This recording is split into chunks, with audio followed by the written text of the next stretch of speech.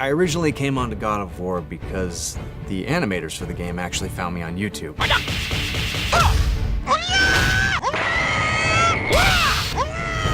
That kind of went viral, and then the animators saw it, and then they called me up directly.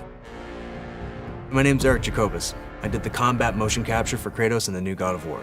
And this is how you fight like Kratos.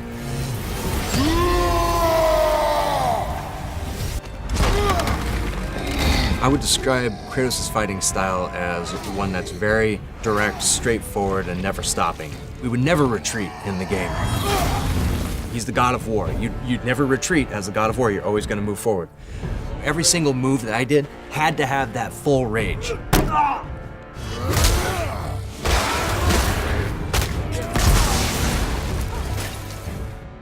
When the team asked me to audition, instead of coming down to LA and auditioning in front of a committee, why don't I just go in my garage and do what I've been doing in these fighting games and just do a Kratos move list?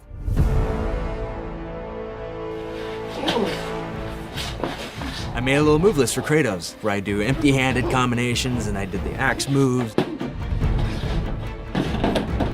Superman punches, Sparta kicks. We did a little bit of drop kicking. I had this training dummy that I beat up with the axe.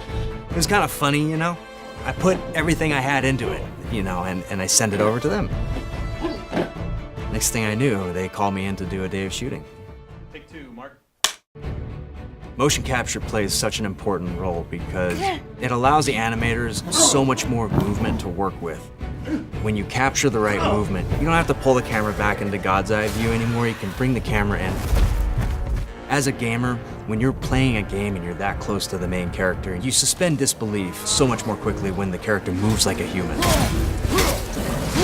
The body's a series of pulleys. You can't really fake it at a certain point, especially when it's so close to the camera.